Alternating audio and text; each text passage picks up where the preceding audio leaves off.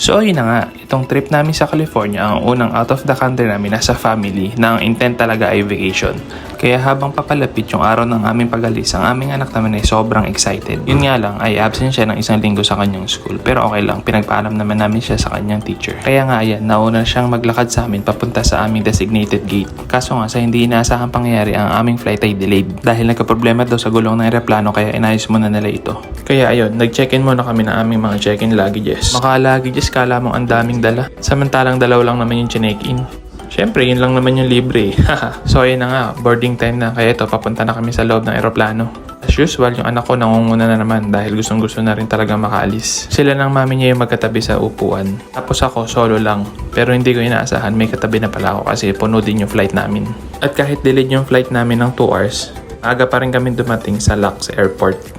Kaso talagang puyat mood kami nun kasi hindi kami masyado nakatulog sa eroplano. Ito na ata yung pinakamahabang lakad na nagawa ko sa loob ng isang airport. Ang layo ng claim area para sa mga baggage. Mukhang mahina yung Hawaiian Airlines sa management kaya nilagay sila sa location na yun. Pero ayos lang yan, travel is life eh. Nakalabas na kami ng airport ng 8:30 ng umaga. Tapos nag-Uber kami papuntang Anaheim kasi yun ang una aming destination para sa Disneyland. Dahil 1 PM pa ang earliest check-in sa aming hotel, wala kaming no choice kung hindi magpatay ng oras. Kaya eto, naglibot-libot po na kami sa pinakamalapit na pwedeng puntahan. Siguro mga 5 to 8 minutes walk lang to mula sa aming hotel. Iniwan muna namin yung mga luggages namin sa hotel.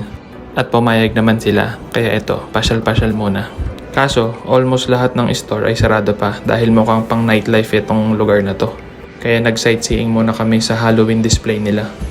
Kala mong mga turista kung maglakad Ay, ano nga ba? Turista nga pala talaga kami. Habang kami naglalakad, may umiiyak na nanay kasi nawawala daw yung anak niya, hindi daw niya makita. Nakasuot daw ng itim yung bata na yun, hindi namin alam kung saan nagpunta. Ay Diyos ko, ang bata ka. Ano bang ginagawa mo dyan? Ba't ka umakit dyan? Kanina pa hinahanap ng nanay mo. Siyempre, joke lang yun. Wala na akong maisip na voice over kaya kung ano-ano na lang sinasabi ko dito. Kaya samahan niyo na lang kami maglakad-lakad dito. Yung vibe ng lugar is, para sa akin, mala Eastwood. Kasi mostly puro restaurants at mga shops. Siguro ang kinaibahan lang nila, wala silang malaking mall like Eastwood Mall. Bad trip din tong mga display na to kung kailan binivideohan ko na tsaka hindi mga nagsigalaw. Kaya ito, kami na lang gagalaw. Aloha! Maikwento ko lang nga pala sa inyo Etong trip namin na to is DIY lang din talaga. So yung mga pupuntahan namin is talagang ni-research lang din namin. Tapos nagtanong-tanong lang din kami sa mga kakilala namin na nanggaling na ng California. Kaya yung first 2 days namin is a part ng Anaheim. Kasi 2 days kami sa Disneyland. Yung unang araw is tiniming talaga namin sa Oogie Boogie Bash event ng Disneyland. So every Halloween season lang nila ginaganap yun. Kaya medyo swerte na din dahil nakakuha ko ng ticket. Kahit medyo pricey yung ticket na yun, pero I think sulit naman na din. Kasi limited lang din yung guest na nasa loob ng California Adventure Park.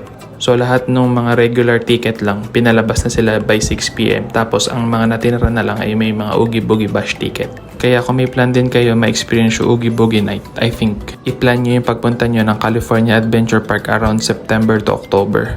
Pero syempre kailangan nyo ng tiyaga sa pagbili ng ticket. Kasi parang almost 6 hours ko ata siya inintay bago ako makapasok sa queue.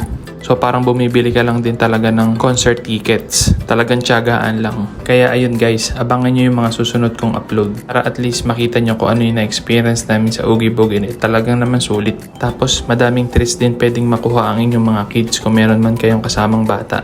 Pero yung mga matatanda pwede rin kumuha kasi for all talaga yung treats na binibigay nila during that event. Kaya hanggang dito na lang muna guys. Kita-kits na lang tayo sa mga susunod na videos. Salamat!